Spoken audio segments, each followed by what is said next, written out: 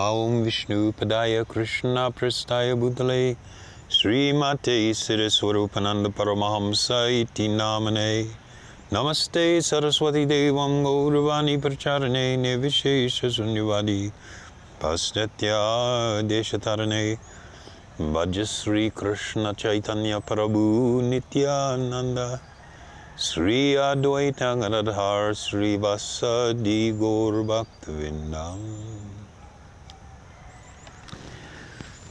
So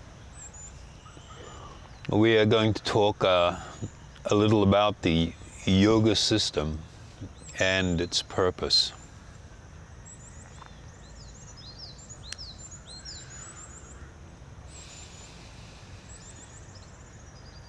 The yoga system is meant for the purpose of complete and perfect self-realization.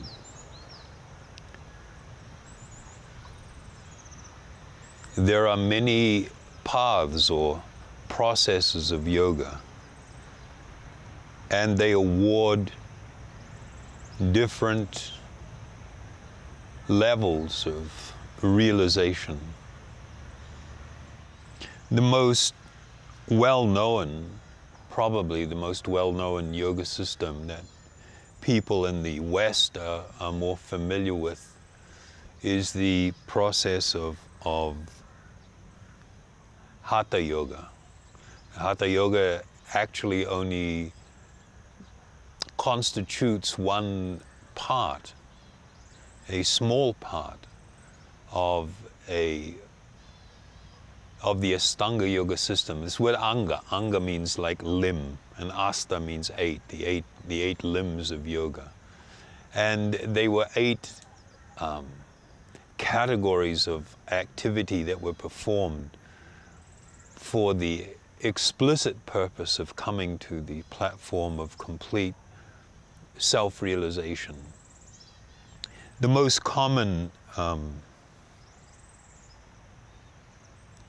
yoga text that is used by practitioners of yoga, and the most widely accepted is, of course, the Yoga Sutra of Patanjali.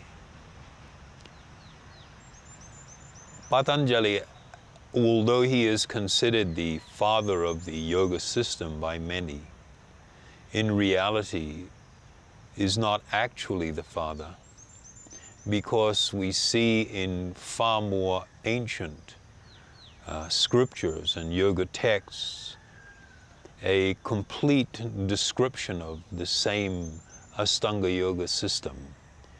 One example would be in the very famous Bhagavad Purana. The Bhagavad Purana was compiled by Srila Vyasadeva more than 5,000 years ago.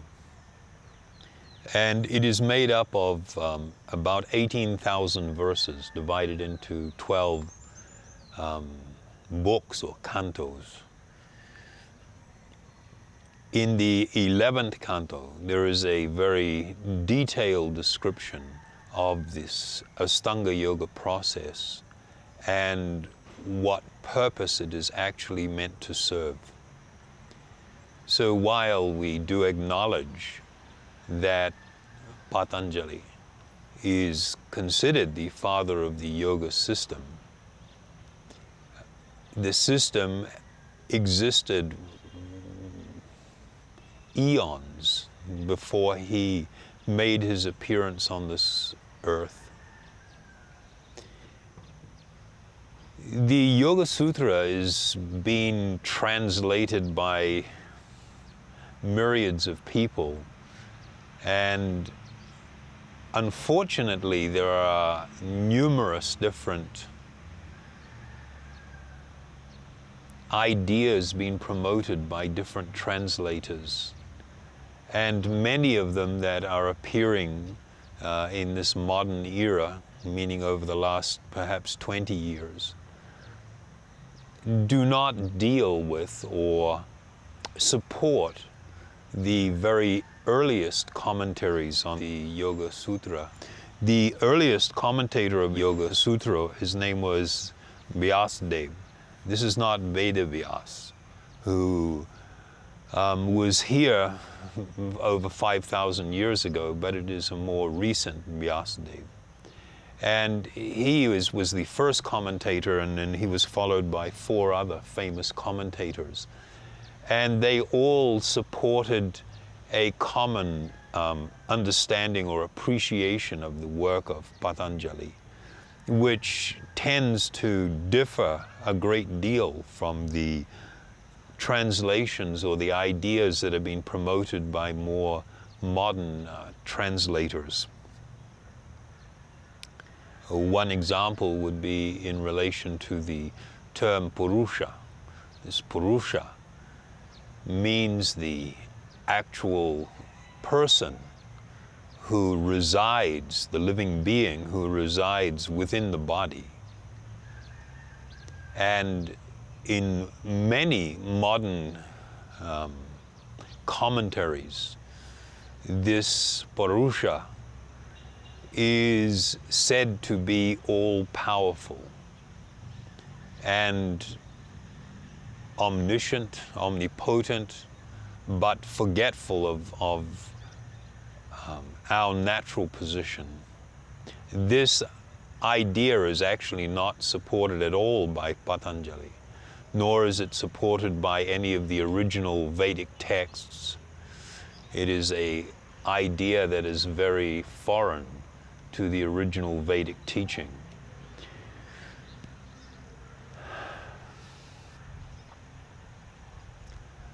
One of the things we must understand from the onset is that everybody comes to yoga, or to any other thing for that matter, with a particular mindset. Everybody will be viewing things through a prism. You know the term prism? Why a prism? What's a prism? It breaks it up into different lights. Yeah, it breaks up light into a spectrum of different colors. And so there is going to be this tendency, whether we recognize it or not, that we are going to have a perspective. An example can be given, like, say you're in a room and they have a light bulb and you've got windows where light comes in. If I take some red cellophane and I put it on all of the windows, and I cover the light bulb also with red cellophane, then you take somebody that has never been in that house before and they go into this room where everything is filtered through this red filter. The reality is that most people will not be able to actually tell you what are the colors of things in the room, because everything is filtered through this red spectrum. If people look at wood, they know instinctively, because of their experience, well, it's wood, wood's going to be brown, so that's probably brown. But if it comes to carpet, wallpaper, color of furniture, things that they are unfamiliar with, they are going to have a hard time ascertaining exactly what that color is. So in a very similar manner, one of the important features of the whole yoga philosophy, there must be this recognition of the fact that we are, I'll use the word polluted or contaminated, that our consciousness is attempting to see things in a certain way that is determined by, our desires, our mindset, our state of consciousness. One of the really important principles of yoga is the need for a guru. A guru is, or should be, a person who is situated on the topmost platform of spiritual realization. They have attained actual self-realization, having attentively and submissively heard from a self-realized spiritual master themselves, and having undertaken or undergone the processes associated with a particular yoga path that they are following, they will have come to this platform of realization, of self-realization, where they actually see everything in a way that ordinary people do not see.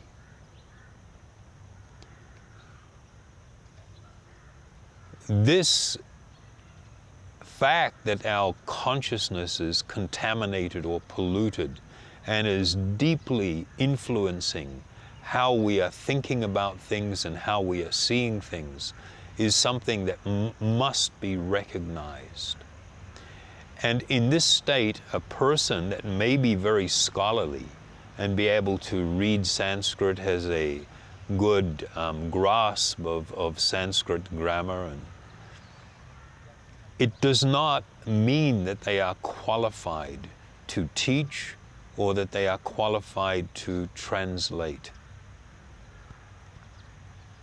Being able to read a book doesn't mean that you will be able to understand it. The ability to read should not be equated with the ability to comprehend. And in a similar manner, a person may be able to read a Sanskrit text and comprehend on a certain level what the words are, but they may not be able to actually fully appreciate the real meaning of what is being communicated, primarily because they are seeing things through a specific filter.